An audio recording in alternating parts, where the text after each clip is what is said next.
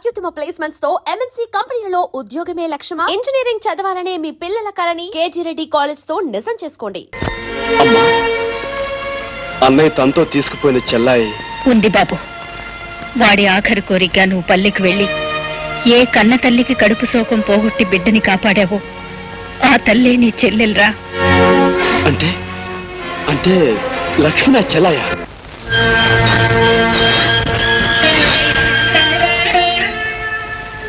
అన్నయ్య, ఆగలేని అమ్మ మనసు అన్నీ చెప్పేసిందన్నమాట. ఆఖరి నిమిషంలో అన్నీ తెలిసే అన్నయ్య. నువ్వు నన్ను పంపించింది మన చెల్లెల దగ్గరికే నాకెందుకు చెప్పలేదు? ఏ చెల్లిరా? ఆ పల్లెలో అందరూ నాకు చెల్లెళ్లే. అన్నయ్య, అవునరా, నేను నిన్ను పంపింది లక్ష్మి మన చెల్లని కాదు. ఆరిపోయే ముందు ఈ దీపం కనీసం ఒక ఇంట్లోనైనా చివరిసారిగా వెలుగునిస్తుందని, ఒక కుటుంబానికైనా సాయం చేస్తుందని. నీ నానే స్వార్థం నుంచి మనిషి ఎదిగి అంతా మనవాళ్ళు. Gopi, you know, this bloody police officer is going to hang you in the early hours of tomorrow. వేల లక్ష్ముల అన్నయ్యను నేనే ఉరుకమ్ము ఎక్కించాలట. నా చేతులతో నేనే స్వయంగా ఉరి తీయాలట.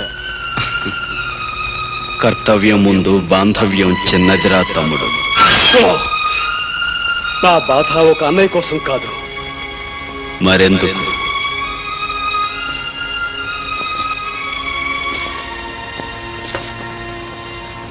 ఎంత చిన్న ప్రశ్న, కానీ సమాధానం మాత్రం మన సమాజం అంత పెద్దది, మన రాజ్యాంగం అంత క్లిష్టమైనది. Now I'm proud of you Gopi. నిన్ను చూసి నిజంగా నేను గర్వపడుతున్నాను రా. Go head. నీ దారిలో నువ్వు, నా గమ్యానికి నేను. ఈ కథకు ముగింపింతే. Go head.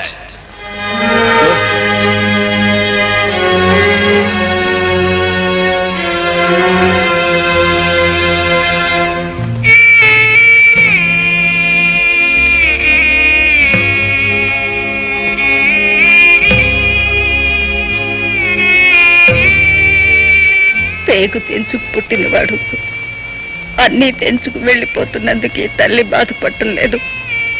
కానీ ఒకప్పుడు నా ఇంటికి కంటికి దీపమైన వాడు ఇప్పుడు 1000 బ్రతుకుల్లో దీపాలు వెలిగించి వెళ్ళిపోతున్నందుకు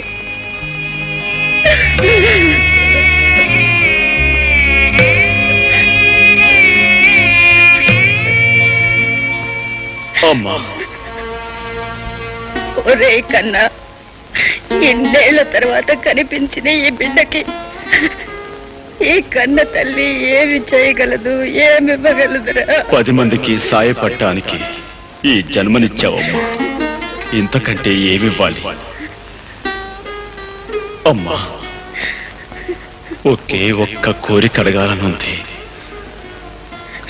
అడగమంటావా? అడగరా నాన్న, ఏం కావాలి? అడగయ్యా, అడగరా. అమ్మా, తొలిసారిగా నీ చేత్తో గోరు ముద్దలు తినిపించావు. అలాగే ఆఖరిసారిగా నీ చేత్తో అన్నం ముద్ద తినాలనుందమ్మా. రాము, బాబు.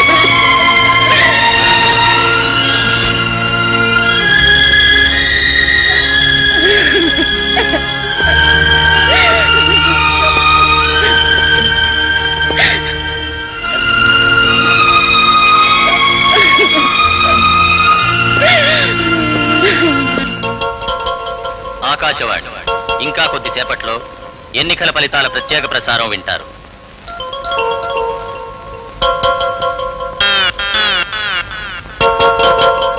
కొంపదీసి పోయారేంటండి బాబు?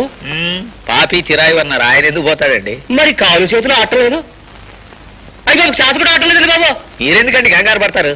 కాసేపు ఆగండి, ఆయన శ్వాస ఆడుతుంది, ఆయన లేచి ఆడతాడు. ఇప్పటి వరకు జరిగిన ఓట్ల లెక్కింపులో కత్తిగుర్తు అభ్యర్థి శ్రీ దామోదరం గారు సుత్తిగుర్తు అభ్యర్థి రాజారావు గారి కంటే 800 ఓట్ల లీడింగ్ లో ఉన్నారు. అయ్యా, ఎలాగూ లీడింగ్ తమరే గనక కొయ్యి పారిపోనక్కర్లేదు. కాఫో పాలో డికాషనో ఏదో ఒకటి తీసుకుంటా. నిమ్మకాయ రసం పుచ్చుకుంటాను చక్కటి. ప్రస్తుతం లెక్కింపు జరిగిన ఓట్లలో శ్రీ రాజారావు గారి కంటే శ్రీ దామోదరం గారు 300 ఓట్లు వెనుకబడి ఉన్నారు. ప్రస్తుత ఓట్ల లెక్కింపులో శ్రీ రాజారావు గారి కంటే శ్రీ దామోదరం గారు 1000 ఓట్ల లీడింగ్ లో ఉన్నారు. నేను 1000 ఓట్ల లీడింగ్ లో ఉన్నానా? లీడింగ్ లో ఉన్నా లేకపోయినా తమరు బతుకున్నారు, అదే 10,000. కడపట అందిన వార్త ప్రకారం శ్రీ దామోదరం గారు 3000 ఓట్ల మెజారిటీతో రాజారావు గారి మీద విజయం సాధించారు.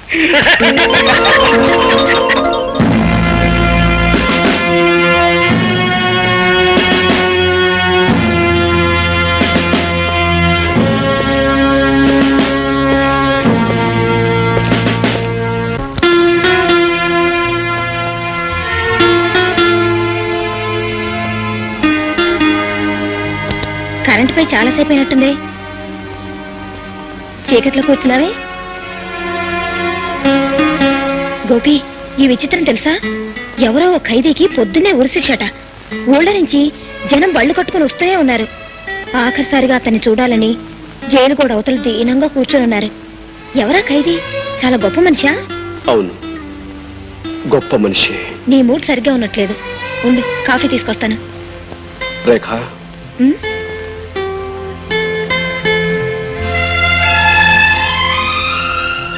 రేఖ, చట్టం గొప్పదా, న్యాయం గొప్పదా? ఎందుకు అలా అడుగుతున్నావు? న్యాయమే గొప్పది. న్యాయాన్ని రక్షించడం కోసం చట్టాన్ని బలిపెట్టవలసి వస్తే? అంతవరకు వస్తే ప్రాణాల్ని బలిపెట్టైనా న్యాయాన్ని రక్షించుకోవాల్సిందే.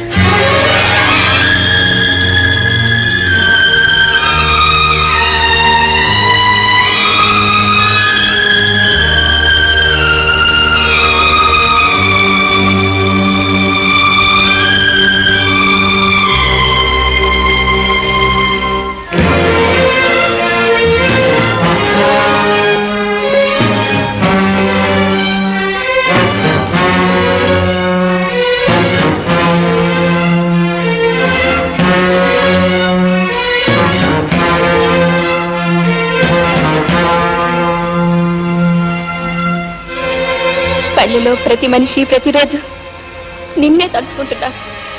అన్నగా అందరికీ అండగా నువ్వు రావాలని ప్రతి క్షణం దేవుణ్ణి మొక్కుకుంటున్నారు. అన్నయ్యని ఎలా అయినా కాపాడుకోవాలి. నీ కోసం, నా కోసం కాదు, మనలాంటి వాళ్ళందరి కోసం అన్నయ్యని కాపాడుకోవాలి.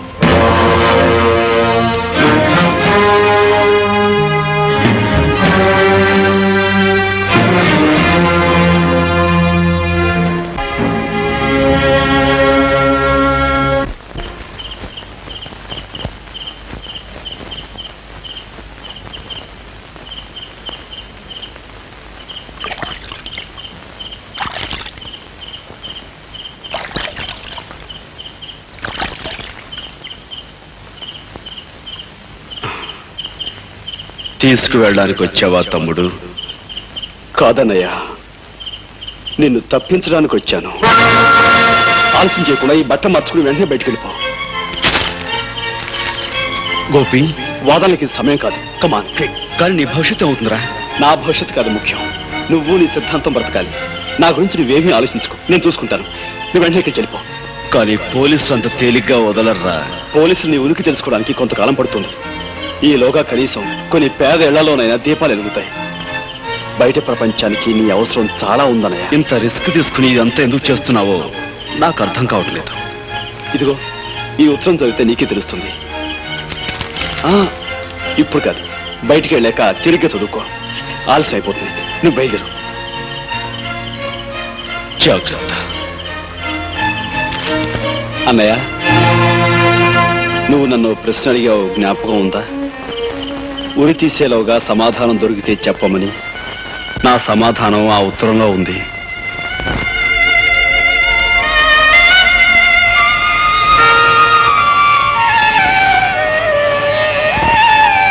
జాతస్య హి ధ్రువో మృత్యుః ధ్రువం జన్మమృతస్య చ తస్మాద్ పరిహార్యేర్థే నత్వం శోచితుమర్హసి నత్వం శోచితుమర్హసి.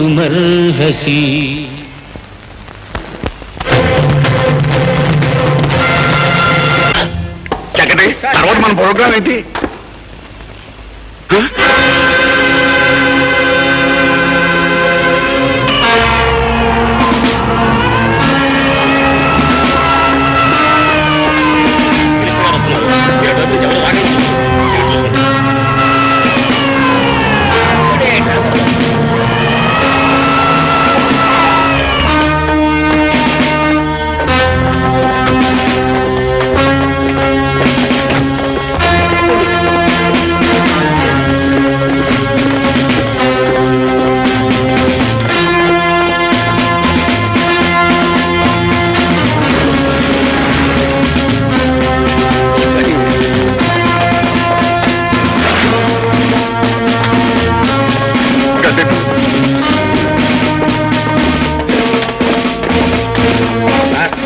మీరేం భయపడకండి. రోమైనా సరే పోలీసు వేషంలో వస్తే తప్ప తమని కొట్టలేదు.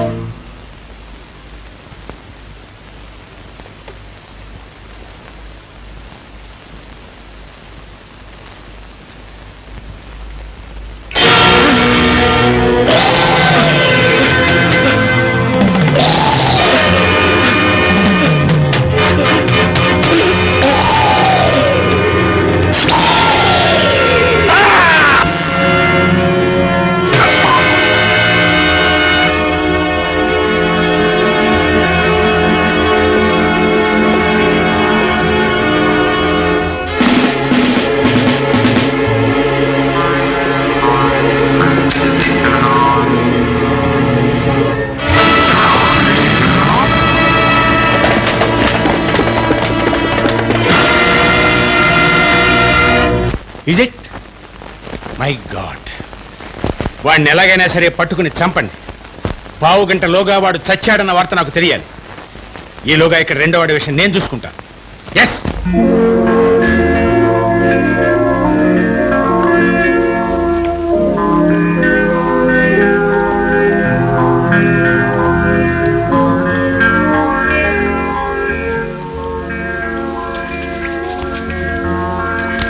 మనుష్యులు పుడుతూ ఉంటారు, పోతూ ఉంటారు. కానీ మానవ జాతిని ముందుకు నడిపించే సిద్ధాంతం మాత్రం ఎప్పుడూ బ్రతికే ఉంటుంది. నువ్వు నమ్మిన సిద్ధాంతాన్ని ఈ ప్రపంచానికి తెలియజేయడానికి నువ్వు బ్రతికుండాలి. ఈ లోకానికి నువ్వు కావాలి. కాకపోతే చట్టం గండ్రగొడ్డలి చచ్చిపోయాడని నమ్మితేనే నీ కోసం ప్రయత్నించకుండా ఉంటుంది. అందుకే గండ్రగొడ్డలిలా నేను ఉరికమ్మో ఎక్కబోతున్నాను.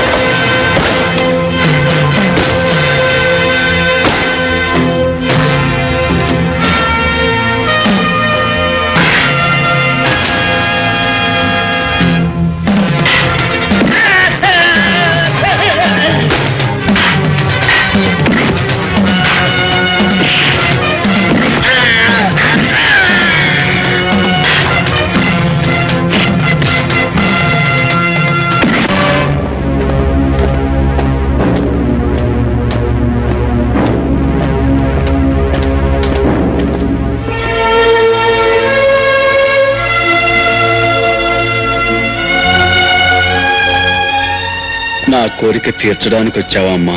అవును బాబు, ఎంతో కాలంగా నువ్వు అడుగుతున్న కోరికను ఈ రోజు తీరుద్దామని వచ్చాను.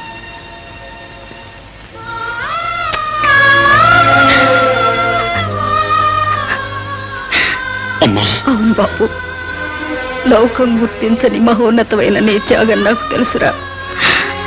ఆకాశం ఉంటే పెరిగిపోయిన నీకు ఆశీస్సులు తప్ప నేనే ఇవ్వగలను బాబు.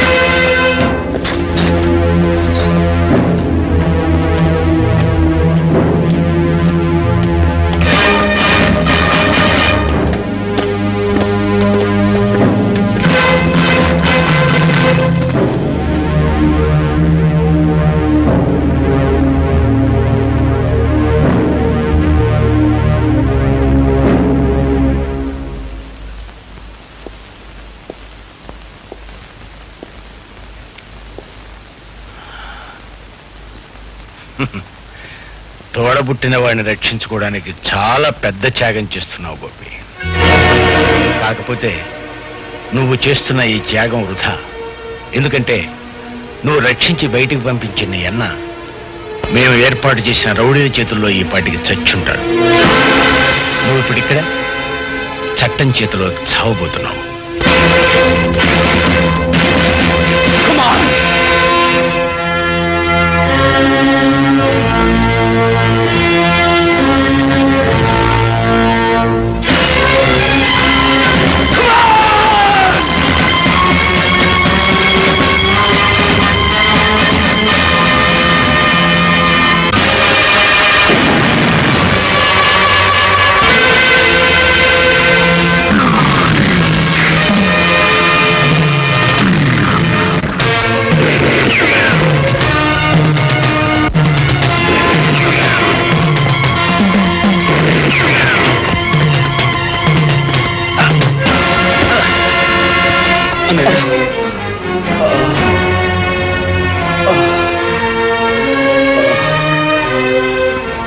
అన్నయ్య, తమ్ముడు, అన్నయ్య, తమ్ముడు, హిమాలయాల కంటే ఎత్తుగా ఎదిగిపోయిన నీ వ్యక్తిత్వం చూసి నాకే చేతులెత్తి నమస్కరించాలనిపిస్తోందిరా. అన్నయ్య, అన్నను బ్రతికించుకోవడం కోసం ఉద్యోగాన్ని బలిపెడుతున్నావు అనుకున్నానే గాని సిద్ధాంతాన్ని బ్రతికించుకోవడం కోసం ప్రాణాలను త్యాగం చేస్తున్నావు అనుకోలేదురా. తమ్ముడు, ఏ క్షణమైతే నువ్వు ఉరుకంబానికి భయపడటం మానేశావో ఆ క్షణమే నేరం చేసిన చట్టాన్ని ఆయుధంతో అంతం చేసే ధైర్యం నీకు వచ్చిందిరా. వెళ్ళు తమ్ముడు, నువ్వు విజయం సాధిస్తావనే నమ్మకం నాకుందిరా. నీ నుదుటున రక్త సింధూరమై నేనుంటాను. ఎప్పటికీ నీతో, నీలోనే జీవిస్తూ ఉంటానురా. వెళ్ళు తమ్ముడు, నీకోసం ప్రపంచంలో అనాథలు, అభాగ్యులు అందరూ ఎదురు చూస్తున్నారు. అస్థి మూల పంజరాలు, ఆర్తరావ మందిరాలు. అన్నయ్య,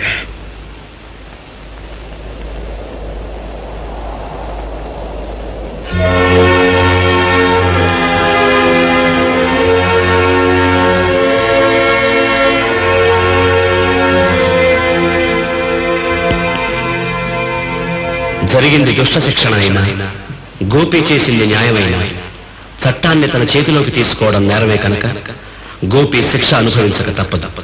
అందుకే కేసు పూర్వాపరాలు పూర్తిగా పరిశీలించి న్యాయస్థానం అతనికి జైలు శిక్ష విధించింది.